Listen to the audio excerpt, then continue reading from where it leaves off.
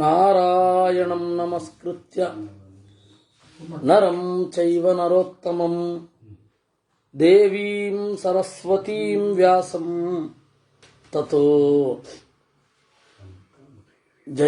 ಗ್ರಂಥಮುದೀರಯೇ ವಿಜಾನತಾಂ ಅವಿತ್ತಸ್ಯ ಮಧ್ವಸ್ಯ ಜಗತಿ ಗುರೋಃ ಪೂರ್ವಾಚಾರ್ಯಮಹಿಷ್ಠಾನಾಂ ಇಯಂ ಪ್ರಣತಿಮಾಲಿಕಾ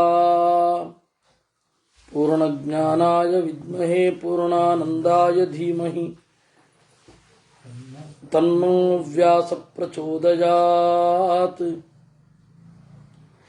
ಮಾತರ್ಮೇ ಮಾತರಿಷ್ವನ್ ಪಿತರತುಲಗುರೋ ಭ್ರಾತರಿಷ್ಟಾಪ್ತಬಂಧೋ ಸ್ವಾಮಿನ್ ಸರ್ವಾಂತರಾತ್ಮನ್ನ ಜರಜರಯಿತರ್ಜನ್ಮ ಮೃತ್ಯಾಮಯಾನಾಂ ಗೋವಿಂದೇ ದೇಹಿ ಭಕ್ತಿಂ ಭವತಿ ಚ ಭಗವನ್ನೂರ್ಜಿತಾಂ ನಿರ್ನಿಮಿತ್ತಾಂ ನಿರ್ವ್ಯಾಜಾಂ ನಿಶ್ಚಲಾಂ ಸದ್ಗುಣಗಣ ಬೃಹತೀಂ ಶಾಶ್ವತೀಮಾಶುದೇವ. ನಾರಾಯಣಂ ನಮಸ್ಕೃತ್ಯ ನರಂ ಚೈವ ನರೋತ್ತಮಂ ದೇವೀಂ ಸರಸ್ವತೀಂ ವ್ಯಾಸಂ ತತೋ ಜಯಮುದೀರಯೇ ವಿಜಾನತಾಂ ಅವಿತ್ತಸ್ಯ ಮಧ್ವಸ್ಯ ಜಗತಿ ಗುರೋಃ ಪೂರ್ವಾಚಾರ್ಯಮಹಿಷ್ಠಾನಾಂ ಇಯಂ ಪ್ರಣತಿಮಾಲಿಕಾ ಪೂರ್ಣಜ್ಞಾನಾಯ ವಿದ್ಮಹೇ ಪೂರ್ಣಾನಂದಾಯ ಧೀಮಹಿ ತನ್ನೋ ವ್ಯಾಸ ಪ್ರಚೋದಯಾತ್.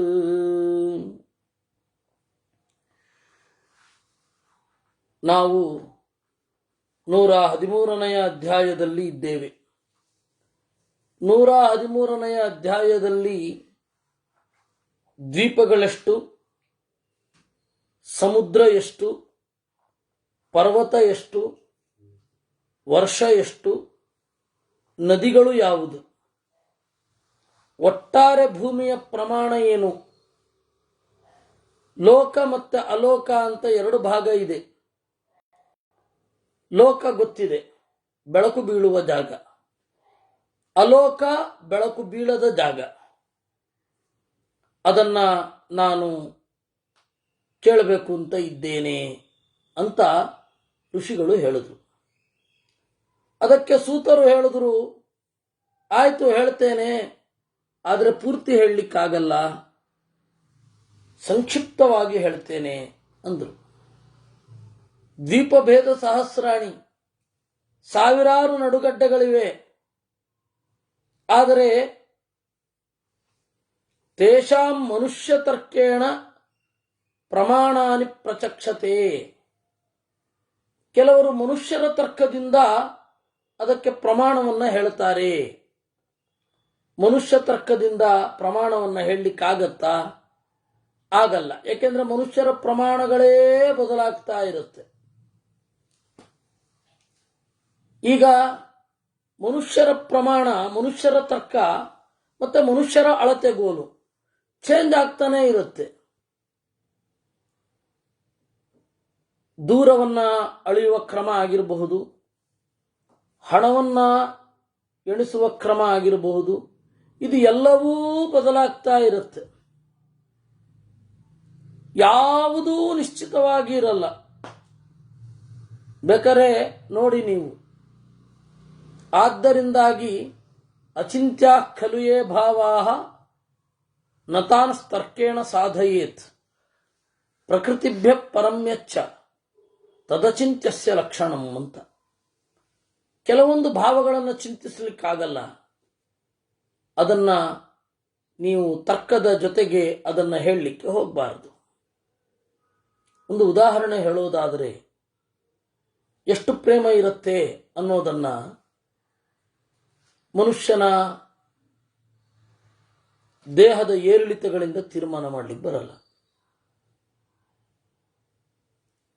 1 ಮೀಟರ್ ಇಟ್ಟು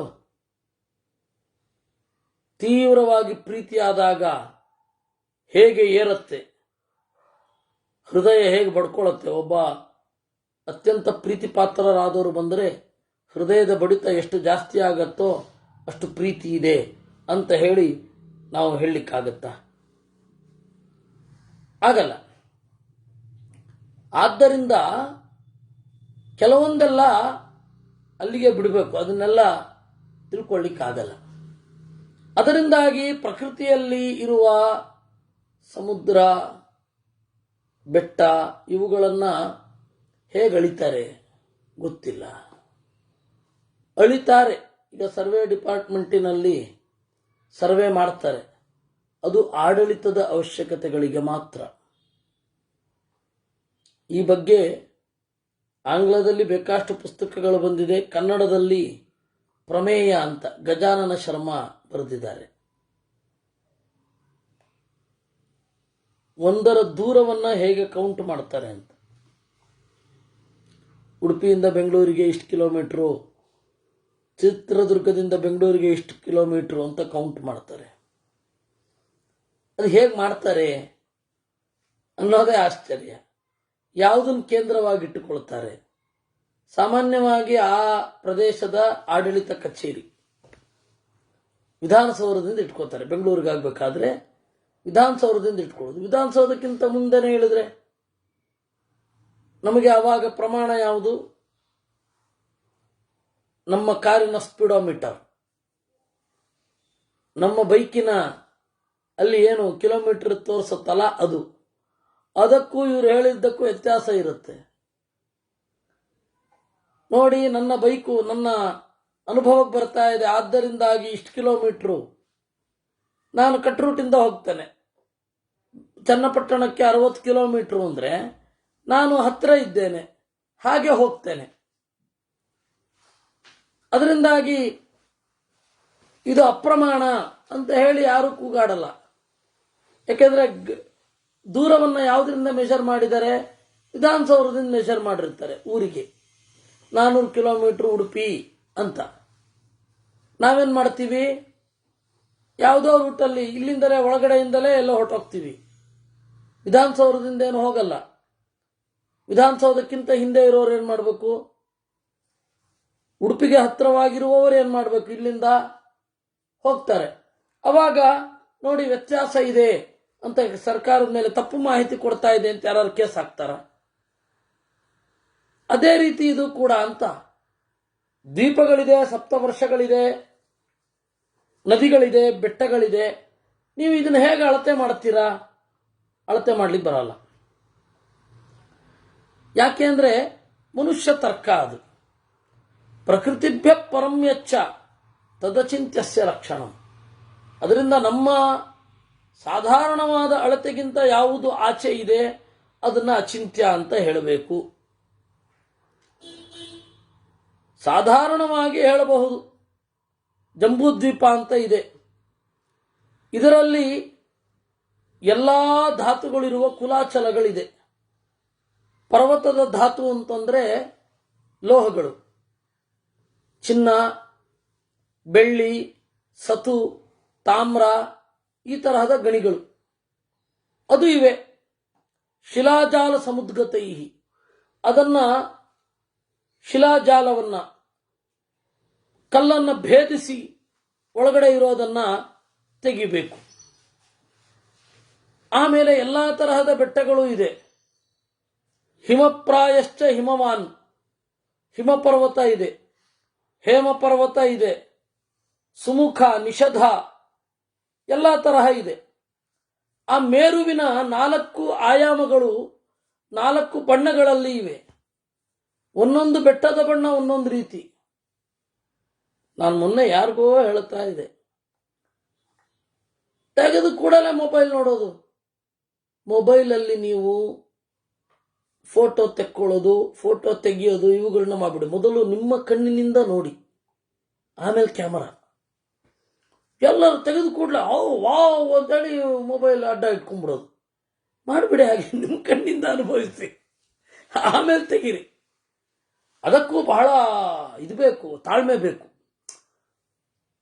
ಮೊದಲು ನಿಮ್ಮ ಕಣ್ಣಿಗೆ ಕಾಣಬೇಕು ಅಲ್ಲಿಯ ಬಣ್ಣಗಳ ವೈಶಿಷ್ಟ್ಯ, ಪ್ರಕೃತಿಯಲ್ಲಿ ಆಗುವ ಬದಲಾವಣೆಗಳು, ಆ ಬಣ್ಣದ ಬದಲಾವಣೆಗಳಲ್ಲಿ ಪ್ರಕೃತಿಯ ಇನ್ನು ಯಾವ ಛಾಯೆ ಇದೆ ಅದೆಲ್ಲ ಗುರುತಿಸಿ ಆದಮೇಲೆ ಅದನ್ನು ಮಾಡಲಿಕ್ಕೆ ನೀವು ತೆಗೀರಿ.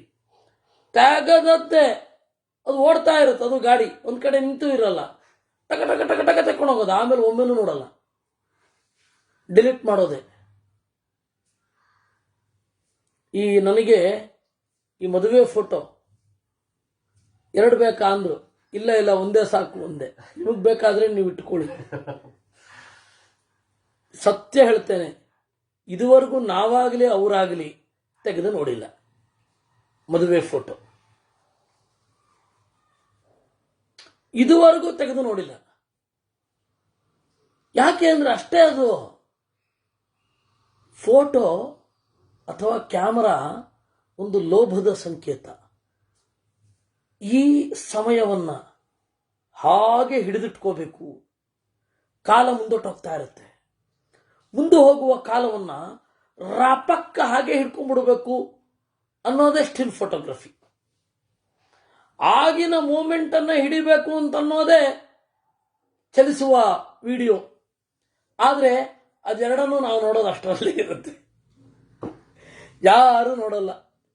ಇಲ್ಲಿ ಮದುವೆ ಆಗಿರೋರು ನನ್ನ ಮುಂದೆ 3 ಜನ ಇದ್ದೀರಿ, ನೋಡ್ಕೊಂಡಿದ್ದೀರ ನೀವು. ವರ್ಷಕ್ಕೊಮ್ಮೆ ಆದ್ರೂ 6 ತಿಂಗಳಿಗೊಮ್ಮೆ ನೋಡ್ತೀರೇನ್ ನೀವು? ಕೇಳಿದಾಗ್ಲೂ ಸಮಯ ಇರಲ್ಲ, ಅಯ್ಯೋ ಎಲ್ಲೋ ಇರುತ್ತೆ ಅಂತೀವಿ. ಅದರಿಂದಾಗಿ ಒಂದೊಂದು ಆಕಾರದಲ್ಲಿ ಒಂದೊಂದು ಬಣ್ಣಗಳಿಂದ ಇರುತ್ತೆ ಬೆಟ್ಟ. ಅದನ್ನು ಗಮನಿಸಬೇಕು, ಯಾವ ಬೆಟ್ಟಕ್ಕೆ ಯಾವ ಬಣ್ಣ ಇದೆ. ಇಲ್ಲಾಂದ್ರೆ ಪುರಾಣವನ್ನು ಅರ್ಥ ಮಾಡ್ಕೊಳ್ಳೋದು ಹೇಗೆ? ಪುರಾಣ ಇದನ್ನೆಲ್ಲ ಹೇಳಿದೆಯಲ್ಲ. ಅದಕ್ಕೆ ಹಿಂದೆ ಎಲ್ಲ ನಡ್ಕೊಂಡು ಹೋಗ್ತಾ ಆ ಬಣ್ಣದ ವೈವಿಧ್ಯವನ್ನ ಗಮನಿಸ್ತಾ ಇದ್ರು. ದೇವರ ಒಂದು ಪ್ರತಿಮೆ ಅಂತನ್ನುವ ಭಕ್ತಿಯಿಂದ ಹಿರಿಯರು ನೋಡ್ತಾ ಇದ್ರು. ಭಾಗವತದಲ್ಲಿ ಏನು ಕಡಿಮೆನಾ ಪ್ರಕೃತಿಯ ವರ್ಣನೆ ಇರೋದು? ವಾಲ್ಮೀಕಿ ರಾಮಾಯಣದಲ್ಲಿ ಏನು ಕಡಿಮೆನಾ? ಮಹಾಭಾರತದಲ್ಲಿ ಕಡಿಮೆನಾ ಪ್ರಕೃತಿಯ ವರ್ಣನೆ?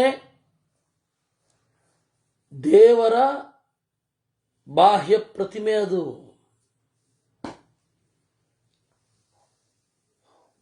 ಚತುರ್ವಿಂಶತ್ಸಹಸ್ರಾಣಿ ವಿಸ್ತೀರ್ಣಸ್ಸ ಚತುರ್ದಶಂ. 4 ದಿಕ್ಕುಗಳಲ್ಲಿ ವೃತ್ತಾಕೃತಿ ಪ್ರಮಾಣಶ್ಚ ಚತುರಸ್ರ ಸಮಾಹಿತ. ವೃತ್ತಾಕೃತಿಯಲ್ಲಿ ಇರುತ್ತೆ. ಒಂದು ಕಡೆಯ ಬಣ್ಣ, ಮೇರುವಿನ ಬಣ್ಣ ಬಿಳಿ ಇದೆ. ದಕ್ಷಿಣದಲ್ಲಿ ಪೂರ್ವದಲ್ಲಿ ಮೇರುವಿನ ಬಣ್ಣ ಬಿಳಿ, ದಕ್ಷಿಣದಲ್ಲಿ ಹಳದಿ. ಪಶ್ಚಿಮದಲ್ಲಿ ಭೃಂಗಪತ್ರದಂತೆ ಇದೆ, ಸ್ವಲ್ಪ ಕಪ್ಪು ಶೇಡಿನಲ್ಲಿರುತ್ತೆ. ಉತ್ತರದಲ್ಲಿ ರಕ್ತವರ್ಣದಲ್ಲಿ ಇರುತ್ತೆ. ನೀಲಪರ್ವತ ವೈಡೂರ್ಯದ ಹಾಗೆ ಇರುತ್ತೆ. ಈ ರೀತಿ ಬೇರೆ ಬೇರೆ ಬೇರೆ ಬೇರೆ ಪರ್ವತದ ಬೇರೆ ಬೇರೆ ಭಾಗಗಳಿಗೂ ಬೇರೆ ಬೇರೆ ಬಣ್ಣ ಇರುತ್ತೆ. ಇದನ್ನ ನಾವು ಮೇರು ಪರ್ವತ ಕಾಣ್ತಾ ಇಲ್ಲ ಅಂತೀವಿ. ಈಗಿನವ್ರಿಗೆ ಅದನ್ನ ಪ್ರಶ್ನೆ ಮಾಡೋ ಅರ್ಹತೆಯೇ ಇಲ್ಲ. ನಿಮ್ಮ ಊರಿನ ಪಕ್ಕ ಇರೋ ಬೆಟ್ಟ ಮೊದಲು ನೋಡ್ಕೊಂಡ್ ಬನ್ನಿ, ಆಮೇಲೆ ಉಳಿದದ್ದು. ನಮಗೆ ನಾಚಿಕೆನೇ ಇಲ್ಲ. ಕಾಡಿಗೆ ಹೋಗಬೇಕು, ಸಾಕಾತಾಗಿದೆ ಅಂತ ಹೇಳಿ ಅಲ್ಲೆಲ್ಲೋ ಹೋಗಿ ನೋಡ್ಕೊಂಡ್ ಬರ್ತೀವಿ. ಇಲ್ಲಿರೋದನ್ನ ಹಾಳು ಮಾಡಿ ಅಲ್ಲಿಗೆ ಹೋಗಿರ್ತೀವಿ.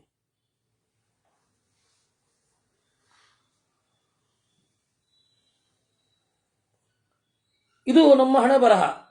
ಇದನ್ನೇ ನೋಡದವರು. ಕನ್ನಡದಲ್ಲಿ ಒಂದು ಗಾದೆ ಉಂಟಲ್ಲ, ಊರ್ಗೆದ್ದು ಮಾರ್ಗೆಲ್ಲು ಅಂತ.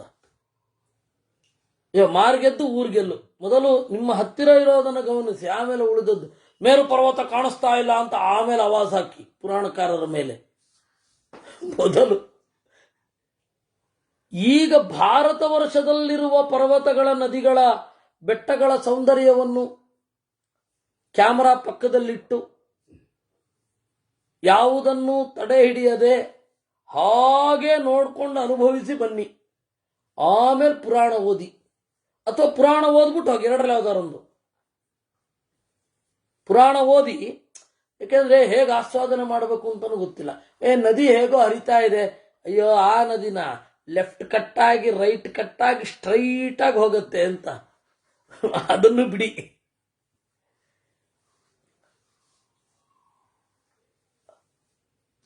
ಪುರಾಣದ ಪ್ರಕೃತಿಯ ವರ್ಣನೆಗಳನ್ನ ಆಸ್ವಾದನೆ ಮಾಡಿ ನೋಡಿ. ಸ್ವಲ್ಪ ಹಳೆ ಕಾವ್ಯಗಳ ಸಂಸ್ಕಾರ ಆದರೂ ಇರಲಿ, ಎಲ್ಲವನ್ನ ಬಾಯ್ಪಾಠ ಮಾಡಿ ಅಂತ ಹೇಳ್ತಾ ಇಲ್ಲ.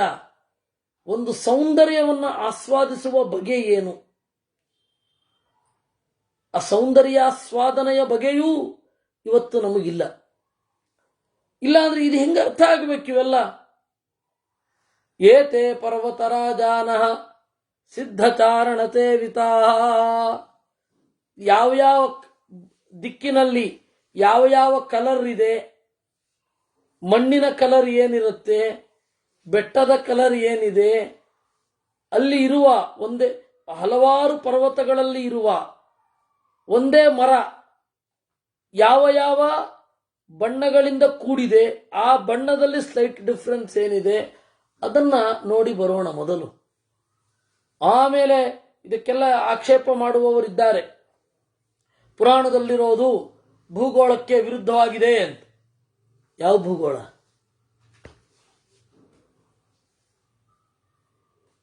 ಮೆಜರ್ಮೆಂಟ್ ಪಾಯಿಂಟ್ ಯಾವುದು? ಸೆಂಟರ್ ಪಾಯಿಂಟ್ ಯಾವುದು?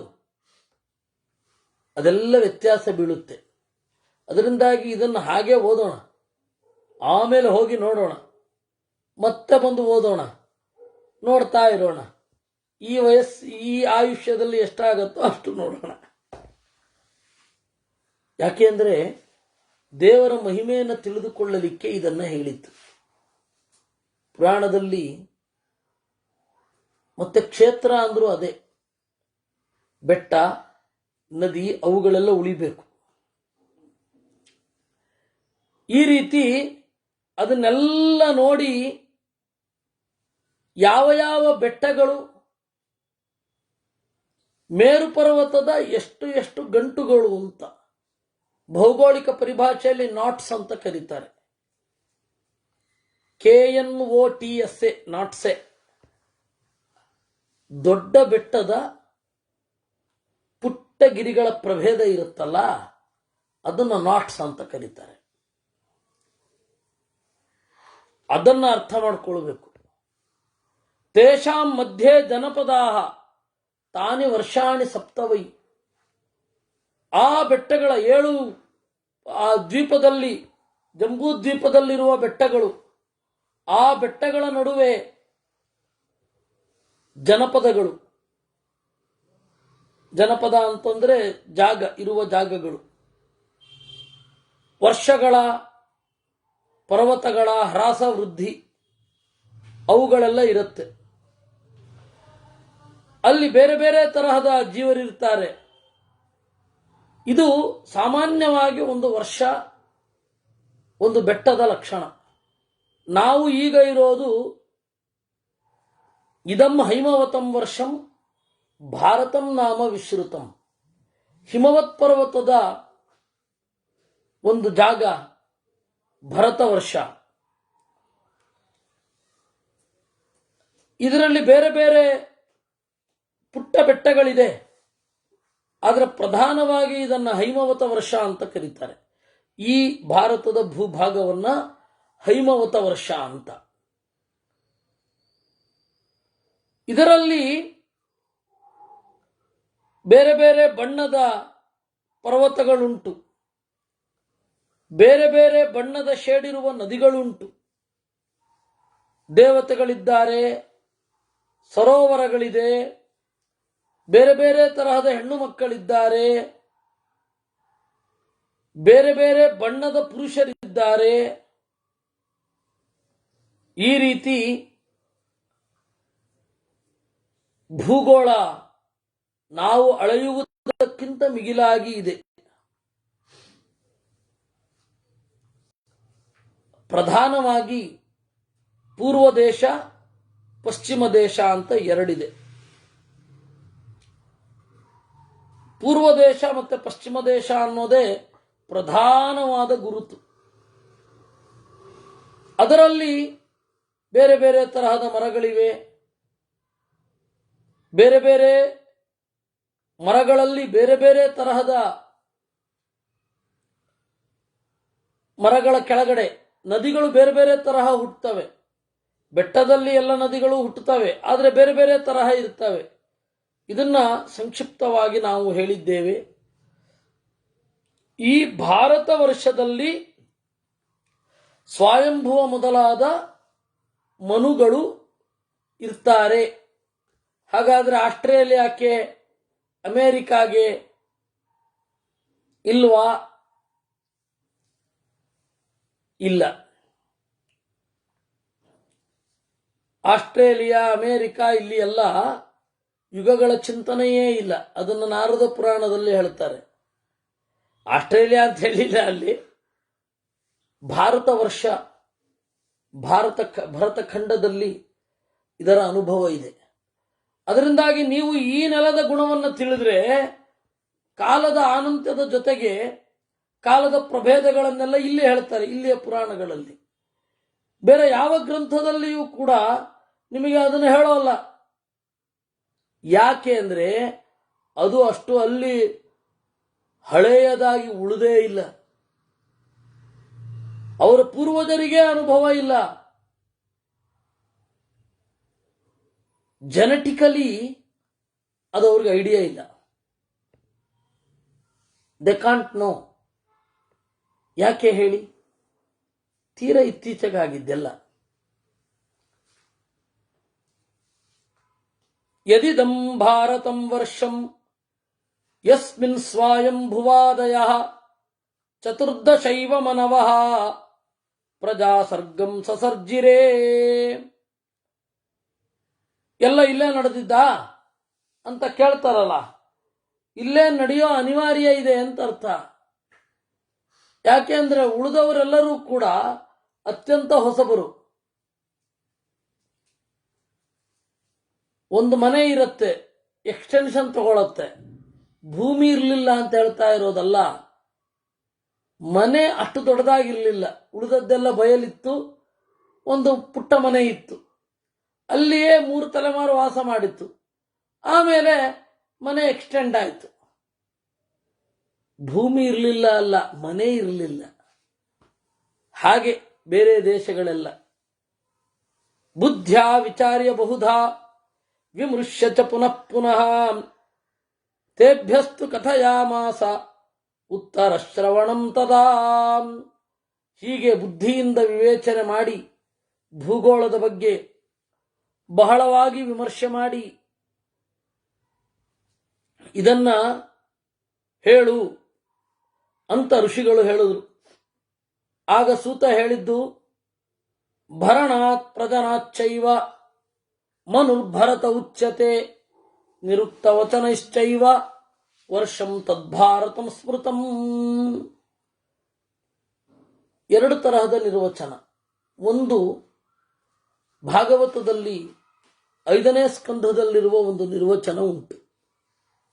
ಈ ಜಾಗಕ್ಕೆ ಮೊದಲು ಆಂಜನಾಭ ವರ್ಷ ಅಂತ ಕರೀತಾ ಇದ್ರು. ಅಂಜನಾಭ ಅಂದ್ರೆ ಪದ್ಮನಾಭ. ಪದ್ಮನಾಭ ವರ್ಷ ದೇವರ ಹೆಸರಿನಲ್ಲಿ ಈ ವರ್ಷ ಇತ್ತು. ಅಲ್ಲ, ಎಲ್ಲವೂ ಇರೋದು ಹಾಗೆ, ಆದ್ರೆ ಇದನ್ನ ಆಂಜನಾಭ ಅಂತ ಕರೀತಾ ಇದ್ರು. ಆಮೇಲೆ ಋಷಭನಾಮಕ ಪರಮಾತ್ಮ ಆಳ್ವಿಕೆ ಶುರು ಮಾಡಿದ ಮೇಲೆ ಅವನ ಮಗ ಜಡಭರತ ಈ ಪ್ರದೇಶವನ್ನ ಆಳಿದ. ಅದಕ್ಕೆ ಇದನ್ನ ಭಾರತ ವರ್ಷ ಅಂತ ಕರೆದರು. ಇದು ಒಂದು ಎಕ್ಸ್ಪ್ಲನೇಷನ್. ಇನ್ನೊಂದು ಎಕ್ಸ್ಪ್ಲನೇಷನ್ನು ಮತ್ಸ್ಯ ಪುರಾಣ ಕೊಡುತ್ತೆ. ಭರಣಾತ್ ಪ್ರಜನಾಚ್ಚೈವ ಮನುರ್ಭರತ ಉಚ್ಯತೆ. ಪ್ರಜೆಗಳನ್ನ ಹೊರುವ ಕ್ರಮ, ಮೊದಲು ಹುಟ್ಟಿಸಿದವ. ಅದರಿಂದಾಗಿ ಸ್ವಯಂಭುವ ಮನುವನ್ನ ಏನಂತ ಕರೀತಾರೆ? ಭರತ ಅಂತ ಕರೀತಾರೆ. ಅವನು ಇದ್ದ ಜಾಗ, ಆದ್ದರಿಂದಾಗಿ ಭರತ ವರ್ಷ. ಇಲ್ಲಿಯೇ ಸ್ವರ್ಗದ ದಾರಿ ಉಂಟು, ಮೋಕ್ಷದ ದಾರಿ ಉಂಟು. ಸ್ವರ್ಗ ಹಾಗೂ ಮೋಕ್ಷಗಳಿಗೆ ಹೋಗದೆ ಮಧ್ಯದ ದಾರಿಯೂ ಇಲ್ಲೇ ಇರುವುದು. ಈ ಭಾರತ ವರ್ಷಕ್ಕೆ 9 ಪ್ರಭೇದಗಳು: ಇಂದ್ರದ್ವೀಪ, ಕಶೇರು, ತಾಮ್ರವರ್ಣ, ಗಭಸ್ತಿಮಾನ್, ನಾಗದ್ವೀಪ, ಸೌಮ್ಯ, ಗಂಧರ್ವ, ವಾರುಣ, ಆಮೇಲೆ ನಾಗ ಅಂತ. ಇದು 9ನೆಯ ದ್ವೀಪ. ಅಂದ್ರೆ ಭರತ ವರ್ಷ ಬಹಳ ದೊಡ್ಡದು. ಅದರಲ್ಲಿ ಭರತಖಂಡದಲ್ಲಿ ನಾವಿದ್ದೇವೆ. ಇದನ್ನ ಈ ಭಾರತ ಖಂಡ ಅಂತ, ತುಂಡು ಅಂತ ಹೇಳಬೇಕಾದ್ರೆ, ಆಯತಸ್ತು ಕುಮಾರೀತಃ ಗಂಗಾಯ ಪ್ರವಾಹಾವಧಿ, ಕನ್ಯಾಕುಮಾರಿಯಿಂದ ಹಿಡಿದು ಹಿಮವತ್ ಪರ್ವತದವರೆಗೆ. ಆಮೇಲೆ ಪೂರ್ವ ಪಶ್ಚಿಮಗಳಲ್ಲಿ ಯವನರಿದ್ದಾರೆ, ಕಿರಾತರಿದ್ದಾರೆ. ಇದರ ಆಚೆಯ ಹಿಮವತ್ ಪರ್ವತದ ತಪ್ಪಲುಗಳಲ್ಲಿ, ಹಿಮವತ್ ಪರ್ವತದ ಸ್ವಲ್ಪ ಬೆಂಗಡೆಗೆ ಕಿರಾತರಿದ್ದಾರೆ, ಯವನರಿದ್ದಾರೆ, ಎಲ್ಲ ಇದ್ದಾರೆ. ಮಧ್ಯದಲ್ಲಿ ಬ್ರಾಹ್ಮಣ, ಕ್ಷತ್ರಿಯ, ವೈಶ್ಯ, ಶೂದ್ರರು ಇದ್ರು. ಈಗ ಅವರೆಲ್ಲ ಸ್ವಲ್ಪ ಒಳಗಡೆಗೆ ಬಂದಿದ್ದಾರೆ. ಅಂತ ಭಾಗದಲ್ಲಿದ್ದರಲ್ಲ ಪರ್ವತದ, ಅವರು ಒಳಗಡೆ ಬಂದಿದ್ದಾರೆ. ಒಳಗಡೆ ಇದ್ದವರು ಚೆಲ್ಲಾಪಿಲ್ಲಿಯಾಗಿದ್ದಾರೆ. ಇವತ್ತಿನ ಪರಿಸ್ಥಿತಿ. ತೇಷಾಂ ಸವ್ಯವಹಾರೋಯಂ ವರ್ತನಂತು ಪರಸ್ಪರಂ ಧರ್ಮಾರ್ಥ ಕಾಮ ಸಂಯುಕ್ತೋ ವರ್ಣಾನಾಂ ಚ ಸ್ವಕರ್ಮಸೂ. ಇಲ್ಲಿ ಧರ್ಮ, ಅರ್ಥ, ಕಾಮ ಮೂರಕ್ಕೂ ಸಂಬಂಧಪಟ್ಟ ವ್ಯವಹಾರ ಇದೆ. ಯೇನಂ ಜಯತೆ ಕೃತ್ಸನಂ ಸ ಸಮ್ರಾಡಿತಿ ಕೀರ್ತಿತಃ. ಯಾರು ಇದನ್ನ ಪೂರ್ತಿಯಾಗಿ ಗೆಲ್ತಾನೆ ಅವನನ್ನ ಸಮ್ರಾಟ್ ಅಂತ ಕರೀತಾರೆ. ಇದರಿಂದ ಆಚೆಗಿರುವವನ ಲೆಕ್ಕ ಇಲ್ಲ. ಸಮ್ರಾಟ್ ಅಂತ ಯಾರನ್ನು ಕರೀತಾರೆ? ಹಿಮವತ್ ಪರ್ವತದಿಂದ ಕನ್ಯಾಕುಮಾರಿಯವರೆಗೆ ಯಾರು ಗೆಲ್ತಾನೆ, ಯಾರು ಇಲ್ಲಿನ ಧಾರ್ಮಿಕ ಕ್ರಿಯೆಗಳನ್ನು ತಗೊಳ್ತಾನೆ, ಅವನನ್ನ ಸಮ್ರಾಟ್ ಅಂತ ಕರೀತಾರೆ. ಯಾಕೆ ಭಾರತೀಯರು ಆಚೆ ಹೋಗಲಿಲ್ಲ ಅಂದ್ರೆ, ಇದನ್ನು ಗೆದ್ರೆ ಸಮ್ರಾಟ್ ಅಂತ ಆಗ್ತಾರೆ ಸಾಕು ಅಂತ. ಇದನ್ನ ಗೆದ್ದು ಆಚೆ ಹೋದ್ರೆ ಧರ್ಮಾರ್ಥ ಕಾಮಗಳ ಒಂದು ಬ್ಯಾಲೆನ್ಸೇ ಇಲ್ಲ. ಮಹೇಂದ್ರ, ಮಲಯ, ಸಹ್ಯ, ಋಕ್ಷಾ, ಶುಕ್ತಿ, ವಿಂಧ್ಯ, ಪಾರಿಯಾತ್ರ ಇದು ಕುಲಪರ್ವತಗಳು. ಈ ದ್ವೀಪದ ಒಳಗೆ ಥರಥರದ ಬೆಟ್ಟಗಳ ಶಿಖರಗಳಿವೆ. ಇಲ್ಲಿ ತೈರ್ವಿಮಿಶ್ರ ಜನಪದಾ ಆರ್ಯಾಂ ಲೇಚ್ಛಾಶ್ಚ ಸರ್ವತಃ. ಈ ರೀತಿ ಜನಪದಗಳು ಅಂದರೆ ಊರುಗಳು ಇಬ್ಬರನ್ನೂ ಒಳಗೊಂಡಿದೆ, ಆರ್ಯರನ್ನು ಮ್ಲೇಚ್ಛರನ್ನು. ಆರ್ಯ ಅಂದ್ರೆ ಯಾರಿಗೆ ಕ್ಲಾರಿಟಿ ಇರುತ್ತೆ ಅವರು ಆರ್ಯರು, ಯಾರಿಗೆ ಭಾಷೆಯ ಕ್ಲಾರಿಟಿ ಇರೋದಿಲ್ಲ ಅವರು ಮ್ಲೇಚ್ಛರು. ಬಹಳ ಜನ ಗಂಗಾ, ಸಿಂಧು, ಸರಸ್ವತಿ, ಶತದ್ರು, ಚಂದ್ರಭಾಗ, ಯಮುನಾ, ಸರಯು, ವಿತಸ್ತಾ, ವಿಶಾಲ, ದೇವಿಕಾ, ಗೋಮತಿ, ಬಾಹುದ, ಕೌಶಿಕಿ, ಗಂಡಕಿ, ಇಕ್ಷುನದ, ಲೋಹಿತಿ ನದ ಇವುಗಳನ್ನೆಲ್ಲ ಕೂಡಿಕೊಂಡಿರ್ತಾರೆ. ಇದರಲ್ಲಿ ಸಿಂಧು ನದ, ಆಮೇಲೆ ಶತದ್ರು, ಈ ಪ್ರಾಂತ ಭಾಗದ ನದಿಗಳನ್ನ ಮ್ಲೇಚ್ಛರು, ಯವನರು ಕುಡ್ಕೊಂಡಿರ್ತಾರೆ. ಸಾಮಾನ್ಯವಾಗಿ ಸರಸ್ವತಿ, ಗಂಗೆ ಇವುಗಳನ್ನ ಆರ್ಯರು ಕುಡ್ಕೊಂಡಿರ್ತಾರೆ. ಇನ್ನು ಒಳನಾಡಿನಲ್ಲಿ ವೇದ ಸ್ಮೃತಿ, ವೇತ್ರವತಿ, ವೃತ್ರಗ್ನಿ, ಸಿಂಧು, ಪರ್ಣಾಚ, ನರ್ಮದಾ, ಕಾವೇರಿ, ಪಾರಾ, ಧನ್ವತಿ, ವೇಣುಮತಿ, ಶಿಪ್ರಾ, ಅವಂತಿ, ಕುಂತಿ, ಶೋಣ, ನಂದನ, ಕ್ಷಮಾ, ಮಂದಾಕಿನಿ, ದಶಾರಣ, ಚಿತ್ರಕೂಟ, ತಮಸ, ಪಿಪ್ಪಲಿ, ಶೇನಿ, ಚಿತ್ರೋತ್ಪಲ, ವಿಮಲ, ಚಂಚಲ, ಧೂತವಾಹಿನಿ, ಶುಕ್ತಿಮತಿ, ಶುನಿ, ಲಜ್ಜಾ, ಮುಕುಟ ಇವೆಲ್ಲ ಉಪನದಿಗಳು. ಆ ಉಪನದಿಗಳು ಈಗ ಏನೇನಾಗಿದೆಯೋ ದೇವರಿಗೆ ಗೊತ್ತು. ಇನ್ನು ಕೆಲವೆಲ್ಲ ಪ್ರಸಿದ್ಧ ಇದೆ: ಗೋದಾವರಿ, ಭೀಮರತಿ, ಕೃಷ್ಣವೇಣಿ, ತುಂಗಭದ್ರಾ, ತುಪ್ರಯೋಗ, ವಾಹ್ಯ, ಕೃತಮಾಲ, ತಾಮ್ರಪರ್ಣಿ, ಪುಷ್ಪಜ, ಶುತ್ಪಲಾವತಿ ಇವುಗಳೆಲ್ಲ ಮಲಯ ಪರ್ವತದ ಕಡೆಗೆ ಹರಿಯುತ್ತೆ. ಶರಾವ, ಮಂದಗ, ಕೃಪಾ, ಪಾಶಿನಿ, ತಾಪಿ ನದಿ ಇವರೆಲ್ಲ ಸರ್ವಾ ಪುಣ್ಯಜಲಾ ಪುಣ್ಯಾ ಸರ್ವಗಾಶ್ಚ ಸಮುದ್ರಗಾ. ಈ ಎಲ್ಲ ಉಪನದಿ ಮತ್ತೆ ಮಹಾನದಿಗಳು ಸಮುದ್ರಕ್ಕೆ ಹೋಗಿ ಸೇರ್ತವೆ. ತಾಸಾಂ ನದ್ಯುಪನದ್ಯಾಶ್ಚ ಶತಶೋತಸಹಸ್ರಶಃ. ಪ್ರತಿಯೊಂದು ಮಹಾನದಿಯ ಕೊಂಬೆಯಾಗಿರುವ ಉಪನದಿ ಸರೋವರಗಳು ಅದೆಷ್ಟೋ ಇದೆ.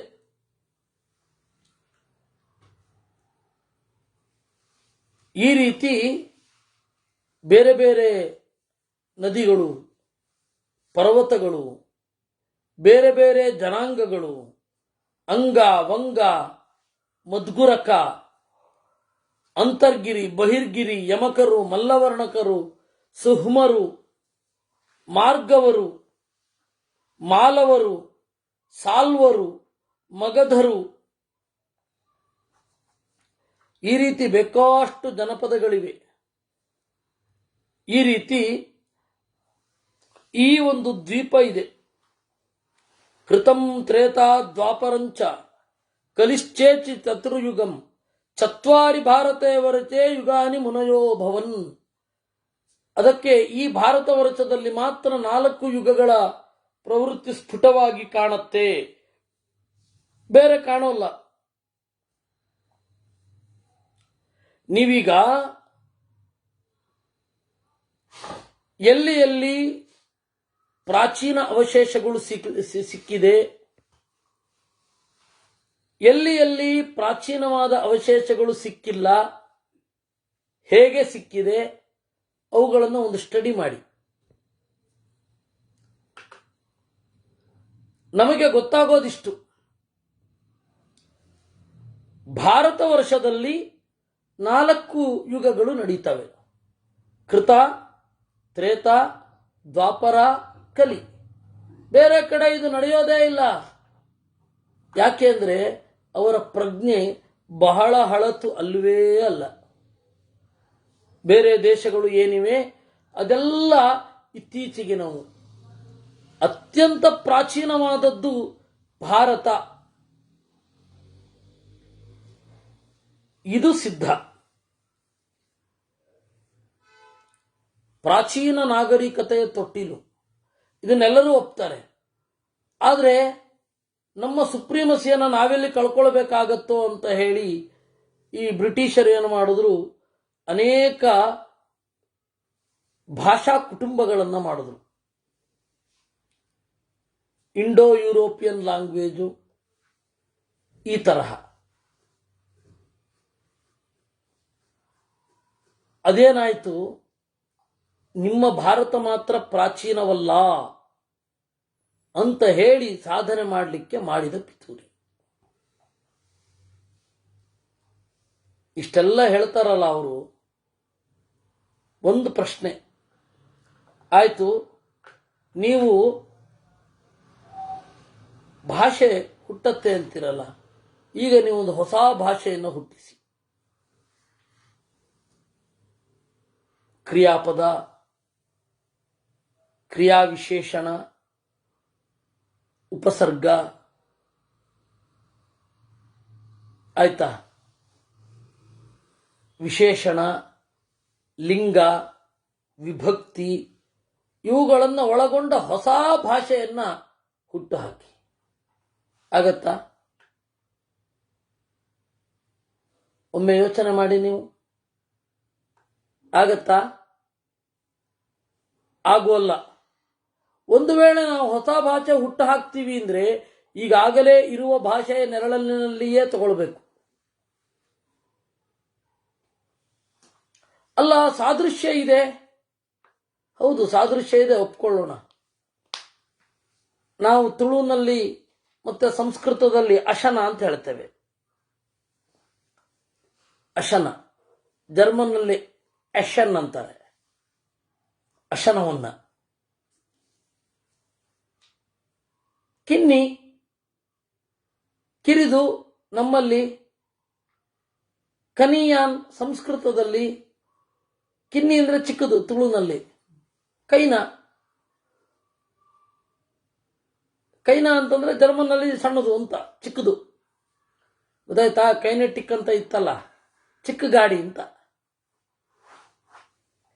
ಈ ತರಹದ ಸಾದೃಶ್ಯಗಳೆಲ್ಲ ಇದೆಯಲ್ಲ. ಹೌದ್ರಿ, ಈ ತರಹದ ಸಾದೃಶ್ಯಗಳೆಲ್ಲ ಇದೆ. ಅದು ಎಲ್ಲಿಂದ ಬಂದದ್ದು? ಪ್ರಾಚೀನ ಭಾರತ ಅಂತ ಒಪ್ಪಿಕೊಂಡ್ರೆ ಸಮಸ್ಯೆ. ಅದಕ್ಕೆ ಇಂಡೋ ಯುರೋಪಿಯನ್ ಲ್ಯಾಂಗ್ವೇಜ್ ಫ್ಯಾಮಿಲಿ ಅಂತಾರೆ. ಅವರೇ ಹೇಳ್ತಾರೆ ಒಂದು ಕಡೆ ಇದಿಲ್ಲ, ಪ್ರಾಚೀನ ಭಾರತ ಅದು ಮೊದಲು ಇದ್ದದ್ದು, ಎಲ್ಲದಕ್ಕಿಂತ ಪ್ರಾಚೀನವಾದದ್ದು ಭಾರತ. ಇದಕ್ಕೆಲ್ಲ ಅಮೆರಿಕಾಗೆ, ಆಸ್ಟ್ರೇಲಿಯಾಗೆಲ್ಲ ಚರಿತ್ರೆ ಎಲ್ಲಿಂದ ಶುರು ಆಗತ್ತೆ, ಮೊದಲು ಏನಿತ್ತು ಅನ್ನೋದು ಗೊತ್ತಾಗ್ಬಿಡತ್ತೆ. ಹಬ್ಬಬ್ಬಾ ಅಂತಂದ್ರೆ ಅದು 300 ವರ್ಷಕ್ಕಿಂತ ಹಿಂದೆ ಹೋಗಲ್ಲ. ಈ ಭಾರತಕ್ಕೆ ಯುಗ ಯುಗಗಳ ಚರಿತ್ರೆ ಹೇಳ್ತಾರೆ. ಒಪ್ಪಿಕೊಂಡ್ರೆ ಸಮಸ್ಯೆ, ಒಪ್ಪಿಕೊಳ್ಳದೆ ಇರ್ಲಿಕ್ಕಾಗಲ್ಲ. ಅದಕ್ಕೇನ್ ಮಾಡಿದ್ರು, ಒಂದು ಭಾಷೆ ಇದೆ ಅಂತ ಶುರು ಮಾಡಿದ್ರು ಲಿಂಗ್ವಿಸ್ಟ್ಸ್. ಅದರಿಂದ ನಾವು ಒಪ್ಕೊಂಡ್ವಿ. ನೋಡಿ, ಆ ಮಾತನ್ನ ಎಲ್ಲವನ್ನ ಒಂದೇ ಪುರಾಣದ ಮಾತು. ಚತ್ವಾರಿ, ಇದು ನಾರದ ಪುರಾಣದಲ್ಲಿ ಬರುತ್ತಿದ್ದು, ಚತ್ವಾರಿ ಭಾರತೇ ವರ್ಷೇ ಯುಗಾನಿ ಮುನಯೊಬ್ರುವನ್ ಕೃತಂ ತ್ರೇತಾದ್ವಾಪರಂಚ ಕಲಿಶ್ಚೇತಿ ಚತುರ್ಯುಗಂ. ಕೃತ, ತ್ರೇತ, ದ್ವಾಪರ, ಕಲಿ, ಇದು ಎಲ್ಲಿಗೆ ಅನ್ವಯಿಸುತ್ತೆ? ಕೇವಲ ಭಾರತ ವರ್ಷಕ್ಕೆ ಅಂದ್ರು. ಬೇರೆ ಯಾವುದಕ್ಕೂ ಕೂಡ ಇರೋದಿಲ್ಲ. ಬೇರೆ ಬೇರೆ ಯುಗದಲ್ಲಿ ಬೇರೆ ಬೇರೆ ಜೀವಮಾನಗಳಿವೆ. ಎಲ್ಲ ತರಹ ಒಂದೇ ಇಲ್ಲ. ಬೇರೆ ಬೇರೆ ಪ್ರದೇಶದಲ್ಲಿ ಬೇರೆ ಬೇರೆ ತರಹ ಬಾಳ್ತಾರೆ. ತೇಷಾಂ ವೃದ್ಧಿರ್ಬಹುವಿಧ ದೃಶ್ಯತೆ ದೇವಮಾನುಷೈ ಅಶಕ್ಯ ಪರಿಸಂಖ್ಯಾತುಂ ಶ್ರದ್ಧೇಯ ಚ ಬುಭೂಷತ. ಈ ಎಲ್ಲ ಪ್ರಾಣಿಗಳ ಬೆಳವಣಿಗೆ ಹೇಗೆ ಇದೆ, ಮರಗಳ ಬೆಳವಣಿಗೆ ಹೇಗೆ ಇದೆ, ಯಾಕೆ ಇದೆ, ಇವುಗಳನ್ನ ನಾವು ಒಂದೇ ಫ್ರೇಮಿನಲ್ಲಿ ನೋಡಲಿಕ್ಕೆ ಬರಲ್ಲ.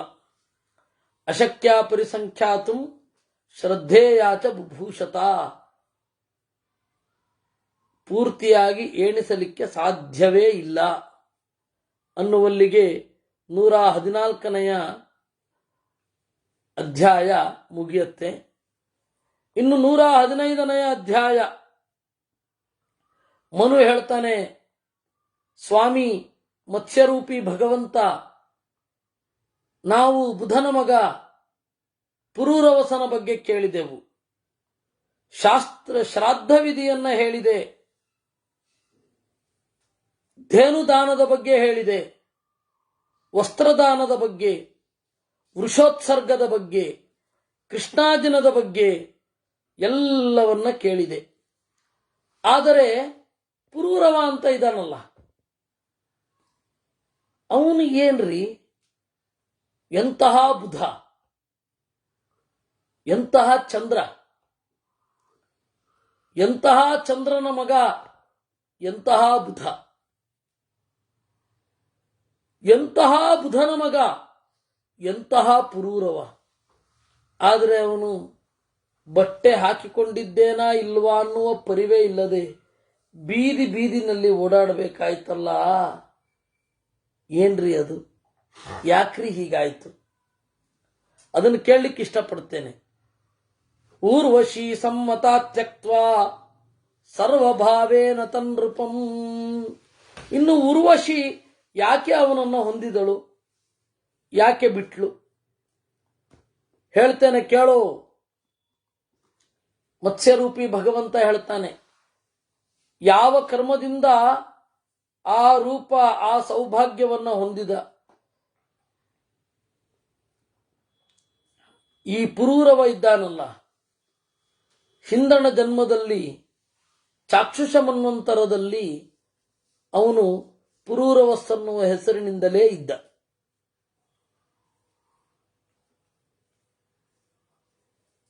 ಅವನು ಏನು ಕರ್ಮ ಮಾಡಿ, ಒಳ್ಳೆ ಕರ್ಮ ಮಾಡಿ ಪುರೂರವಸ್ಸಾದ.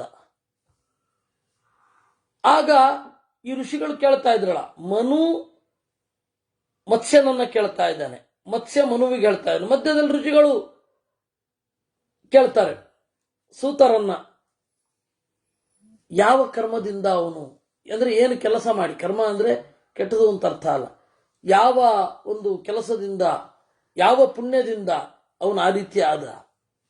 ಹೇಳ್ತಾರೆ, ಪುರೂರವಸ್ಸಂತನ್ನುವ ರಾಜ ಅವನೇನು ಮಾಡಿದ, ಏಕಾದಶಿ ಮತ್ತು ದ್ವಾದಶಿ ಇವುಗಳನ್ನ ಅವನು ಚೆನ್ನಾಗಿ ಮಾಡ್ತಾ ಇದ್ದ.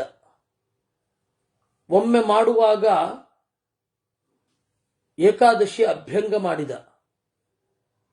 ಏಕಾದಶಿ ಅಭ್ಯಂಗ ಮಾಡಲಿಕ್ಕಿಲ್ಲ. ಆ ಏಕಾದಶಿ ಅಭ್ಯಂಗ ಮಾಡಿದ್ದರಿಂದ ಅವನಿಗೆ ರೂಪ ಸಂಪತ್ತು ಹೊರಟು ಹೋಯಿತು. ಅದರಿಂದ ಜನರು ಅವನನ್ನ ಧಿಕ್ಕರಿಸಿದರು. ಮತ್ತೆ ರೂಪ ಬೇಕು ಅಂತ ಹೇಳಿ ಅವನಿಗೆ ಅನ್ನಿಸಿತು. ಹಿಮವತ್ ಪರ್ವತಕ್ಕೆ ಹೋಗಿ ಚೆನ್ನಾಗಿ ಜಪ ಮಾಡಿದ. ಜಪ ಮಾಡಿ ರೂಪ ಸಂಪತ್ತನ್ನು ಪಡೆದ.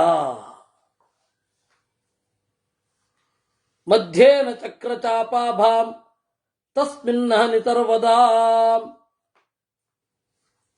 ಚೆನ್ನಾಗಿ ತಪಸ್ಸು ಮಾಡ್ತಾ ಇದ್ದಾಗ ಅವನು ಬಹಳ ಸಂತೋಷಪಟ್ಟನಂತೆ.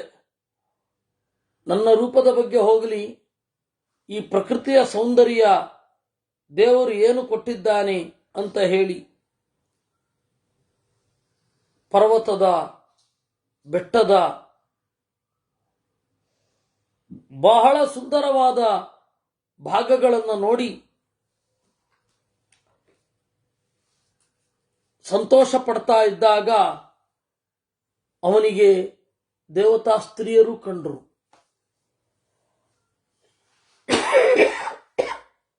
ದೇವತಾ ಸ್ತ್ರೀಯರನ್ನು ನೋಡಿ ಸಂತೋಷಪಟ್ಟನಂತೆ. ಈ ರೀತಿ ಬೇರೆಯವರ ಸೌಂದರ್ಯವನ್ನು ನೋಡಿ ಸಂತೋಷ ಪಟ್ಟದ್ರಿಂದ, ಜೊತೆಗೆ ತಪಸ್ಸು ಮಾಡಿದ್ದರಿಂದ ಮುಂದಿನ ಮನ್ವಂತರದಲ್ಲಿ ಆ ತಪಸ್ಸಿನ ಫಲವಾಗಿ ಒಳ್ಳೆ ರೂಪ ಬಂತು ಅಂತ ಹೇಳ್ತಾರೆ.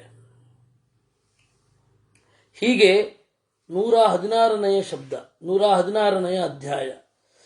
ಅಂದರೆ ಬೇರೊಬ್ಬರ ಗುಣವನ್ನು ನೋಡಿ ಯಾವುದೇ ಹೊಟ್ಟೆ ಕಿಚ್ಚಿರದೆ ಸಂತೋಷಪಟ್ಟರೂ ಫಲ ಇದೆ. ಪುರೂರವಸ್ಸನಿಗಾದ ಹಾಗೆ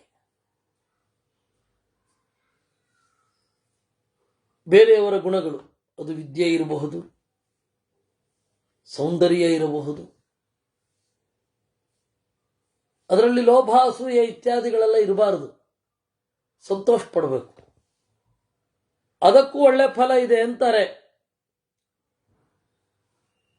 ಈ ರೀತಿ ಅಲ್ಪೇನ ತಪಸಾ ಯತ್ರ ಸಿದ್ಧಿಂ ಪ್ರಾಪ್ಸ್ಯಂತಿ ತಾಪಸಾಹ. ಅಲ್ಪವಾದ ತಪಸ್ಸಿನಿಂದಲೇ ಈ ತರಹ ಇದ್ದು ಸಂತೋಷ ಪಡ್ತಾ ಇದ್ರೆ ಗುಣಗಳಿಂದ ಒಳ್ಳೆ ಸಿದ್ಧಿ ಆಗೇ ಆಗತ್ತೆ. ಅದರಿಂದ ಹಿಮವತ್ ಪರ್ವತವನ್ನು ನೋಡಿ ಗಂಗೆಯನ್ನ ಕಂಡು ಸಂತೋಷ ಪಟ್ಟಿದ್ದೇ ಸಾಕಾಯಿತು. ಅವನಿಗೆ ತಪಸ್ಸಿನ ಸ್ವಲ್ಪ ಫಲವೂ ಸೇರಿತು. ಹೀಗೆ ಅವನಿಗೆ ಒಳ್ಳೆಯ ರೂಪ ಸಿಕ್ಕಿತು ಅಂತ ಹೇಳ್ತಾರೆ.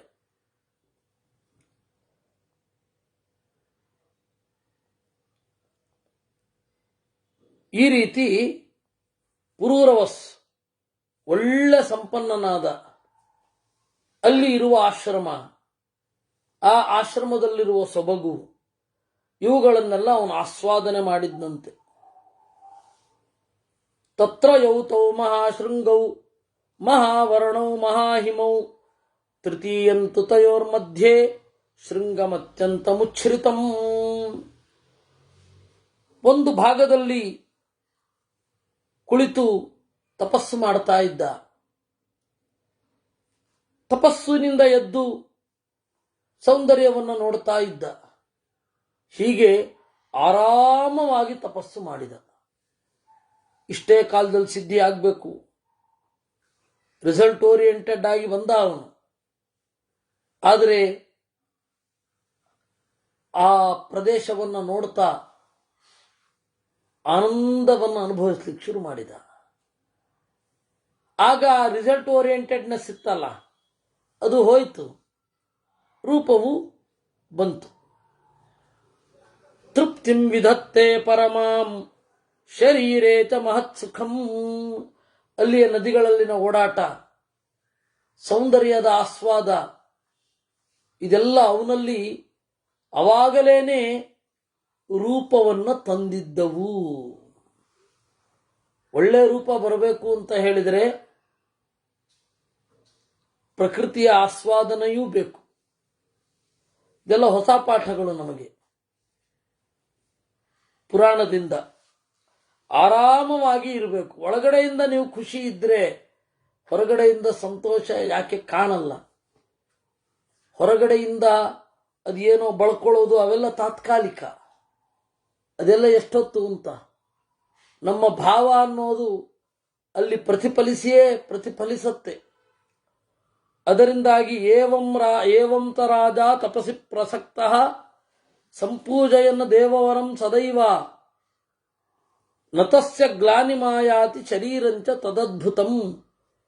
ಅಲ್ಲಿಯ ನೀರು ಕುಡಿದು ಅಲ್ಲಿಯ ಸೌಂದರ್ಯವನ್ನು ಆಸ್ವಾದನೆ ಮಾಡ್ತಾ ತಿರುಗಾಡ್ತಾ ಇದ್ದಾಗ ಅವನ ಶರೀರ ಅದ್ಭುತವಾಗಿ ಬದಲಾಯಿತು. ಅವನ ಶರೀರ ಕಳಪೆ ಆಗಲಿಲ್ಲ. ಈ ರೀತಿ ಕೆಲವು ಕಾಲ ಅಲ್ಲಿ ವಾಸ ಮಾಡಿದ. ಈ ರೀತಿ ಪುರೂರವಸ್ಸಿನ ಬಗೆಗೆ ಹೇಳ್ತಾ 119ನೇ ಅಧ್ಯಾಯ ಆಗಿದೆ. 120ನೇ ಅಧ್ಯಾಯವನ್ನ ನಾವು ಮುಂದಿನ ಬಾರಿ, ಮುಂದೆ ನಾನು 10ನೇ ತಾರೀಕು ಸಿರುಗುಪ್ಪ ಹೋಗ್ತೀನಿ. ಅಲ್ಲಿ ತನಕ ಇಲ್ಲಿ ಮಹಾಭಾರತ ಅನುಶಾಸನ ಪರ್ವ, ನಾಳೆ ವಿಷ್ಣು ಸಹಸ್ರನಾಮ ಶುರು ಆಗತ್ತೆ. ಆಯ್ತೆ? ಅದಾದ ಮೇಲೆ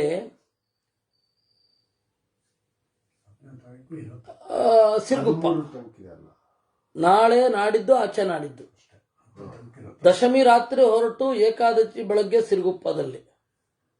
ಅಲ್ಲಿಂದ 16ನೇ ತಾರೀಕು ತನಕ ಇದು ಯಾವುದು ವಿರಾಟ ಪರ್ವ, ಅದು ಪ್ರತ್ಯೇಕವೇ. ವಿರಾಟ ಪರ್ವ ಆರಂಭದಿಂದ ಅದು ಬಂದು 16ನೇ ತಾರೀಕು ಮುಗಿಯುತ್ತೆ. 17ನೇ ತಾರೀಕು ಇಲ್ಲಿ ಬರ್ತೀನಿ, ಮತ್ತೆ ಮಹಾಭಾರತದ ಮುಂದುವರಿದ ಭಾಗ. ನಾಳೆ ಇವತ್ತಿಗೆ ಇದು ಮುಗಿಯುತ್ತೆ. ಅದನ್ನ ಮುಂದಿನ ಶನಿವಾರ ಇದಿರಲ್ಲ. ಮುಂದಿನ ಶನಿವಾರ ಭಾನುವಾರ ಮತ್ಸ್ಯ ಪುರಾಣ ಇರಲ್ಲ. ಅದ್ರ ಮುಂದಿನ ಶನಿವಾರ ಭಾನುವಾರ ಇರುತ್ತೆ. 22, 23 ಶನಿವಾರ ಭಾನುವಾರ. 20ನೇ ತಾರೀಕು 21ನೇ ತಾರೀಕು ಇರುತ್ತೆ. ಅಲ್ಲಿಯ ತನಕ ನೀವು ಆ ಶನಿವಾರ ಭಾನುವಾರ ಕೇಳೋದಾದ್ರೆ 18, 19 ಅಲ್ಲಲ್ಲ 10 ಆದ್ಮೇಲೆ 13, 14 ವಿರಾಟ ಪರ್ವವೇ ಇರುತ್ತೆ. ಇಲ್ಲಿ 1:30 ಗಂಟೆ, 6:30ಗೆ ಶುರು ಆದ್ರೆ 8 ಗಂಟೆ ತನಕ, ಒಂದು 7:50 ತನಕ ಅಂತ ಇಟ್ಕೊಳ್ಳಿ. ಮಾತು ಮಾಡುವ. ಕೃಷ್ಣಾರ್ಪಣಮಸ್ತು.